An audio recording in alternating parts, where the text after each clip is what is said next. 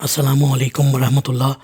سورہ آل عمران مدنی صورت، چوتھے پارے کا 10واں رکوع، آیت نمبر 186 سے 187۔ اعوذ باللہ من الشیطان الرجیم، بسم اللہ الرحمن الرحیم۔ لا تبلون فی اموالکم وانفسکم ولا تسمعن من الذین اوتوا الکتاب من قبلکم ومن الذین اشرکوا اذی کثیرا وان تصبروا وتتقوا فان ذلک من عزم الامور۔ مسلمانوں، تمہیں اپنے مال اور اپنی جانوں میں آزمائش پیش آ کے رہے گی، نیز تمہیں ان لوگوں سے جو تم سے پہلے کتاب دیے گئے تھے، نیز مشرکین سے بھی بہت سی تکلیف دہ باتیں سننا ہوں گی، اور اگر تم صبر کرو اور اللہ سے ڈرتے ہو تو بلا شبہ یہ بڑے حوصلے کا کام ہے۔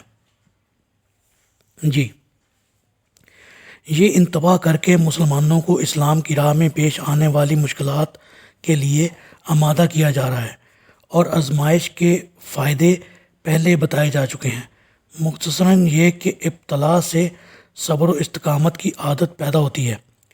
اخلاقی کمزوریوں کا علاج ہوتا ہے، درجات بلند ہوتے ہیں، اور مومنوں اور منافقوں میں امتیاز ہو جاتا ہے۔ یہود اور مشرکین کے ہاتھوں مسلمانوں کو جو تکلیف پہنچی،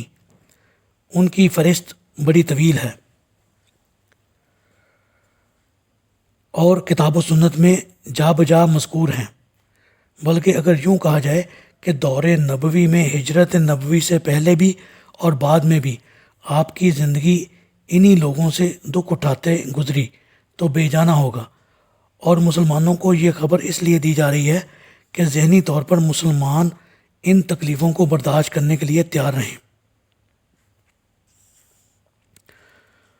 وَإِذْ أَخَذَ اللَّهُ مِيثَاقَ الَّذِينَ أُوتُوا الْكِتَابَ لَتُبَيِّنُنَّهُ لِلنَّاسِ وَلَا تَكْتُمُونَهُ فَنَبَذُوهُ وَرَاءَ ظُهُورِهِمْ وَاشْتَرَوْا بِهِ ثَمَنًا قَلِيلًا فَبِئْسَ مَا يَشْتَرُونَ۔ اور جب اللہ تعالیٰ نے ان لوگوں سے پختہ عہد لیا تھا جو کتاب دیے گئے کہ وہ لوگوں کے سامنے کتاب کو وضاحت سے بیان کریں گے اور اسے چھپائیں گے نہیں، پھر انہوں نے کتاب کو پس پش ڈال دیا اور اسے تھوڑی سی قیمت کے عوض بیچ ڈالا۔ کتنی بری ہے وہ قیمت جو وہ وصول کر رہے ہیں۔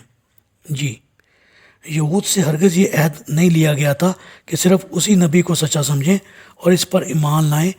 جس کو آتشی قربانی کا معجزہ دیا گیا ہو، لیکن انہوں نے اپنی طرف سے اللہ پر یہ بہتان لگا دیا تھا تاکہ رسول اللہ صلی اللہ علیہ وسلم پر ایمان نہ لانے کا معقول بہانہ ہاتھ آ جائے، اور جو عہد ان سے فی الواقعہ لیا گیا تھا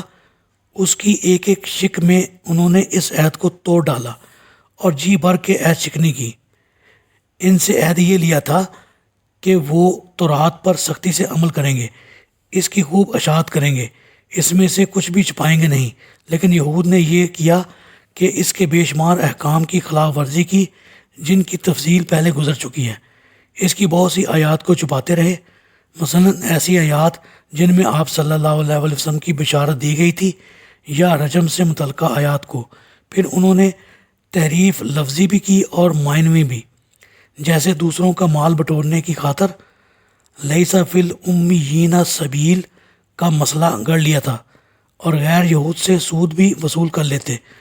اور کسی بھی ناجائز طریقے سے ان کا مال ہڑپ کرنے میں کوئی قباحت نہیں سمجھتے تھے۔